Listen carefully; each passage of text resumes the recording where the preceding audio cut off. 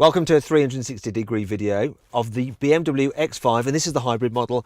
Now, to really enjoy this video, you have to move the cursors or use your mouse to drag around the image, and you should see a normal image but be able to look all the way around the car, or if you're on mobile phone you can just move your phone around. If you can't do that, you're not watching the video properly, and that's why it's crap. Okay, so this car, going to start it up. Like I say, it's the hybrid, so there is no noise. I can pull away under electric power alone. And I've never done this before in an X5. So we have an electric motor with 115 horsepower. So you can cruise along at a fair old speed. Apparently, this thing can do 19 miles on a full charge, and well, because it's a plug-in hybrid, you plug it into the mains and you can charge it up. So there we go. Cruising along, getting up to 40 miles an hour now, and I'm really noticing one of the problems with this car, and that's the fact that you get so much tyre noise.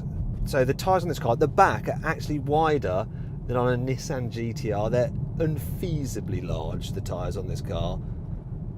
Okay, that's the petrol engine's kicked in now, and it's a 2-litre 4-cylinder turbo petrol engine from the Mini Cooper S, and combined you've got, I think it's 315 horsepower, which is quite a lot. It's quite a lot of horsepower.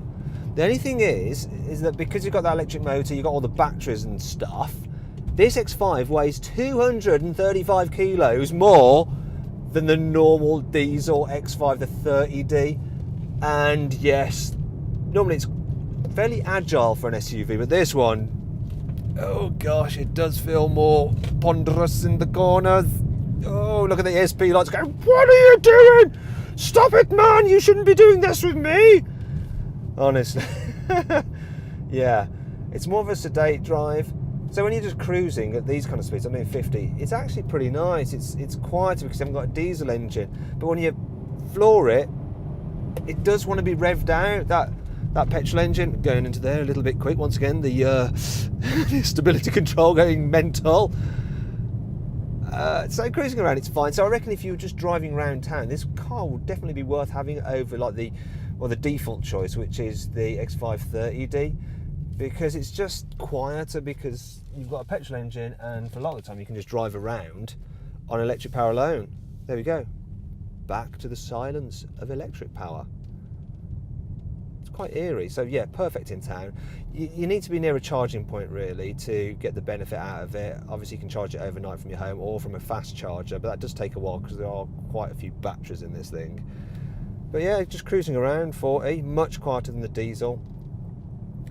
Once again, put my foot down, engine kicks in, but then it just seems weird revving it out. You know, if you're in the diesel, you just get a punch, steady punch of torque, and you know, it doesn't really rev so high. So if you're doing lots of motorway miles, this car is not the one to have.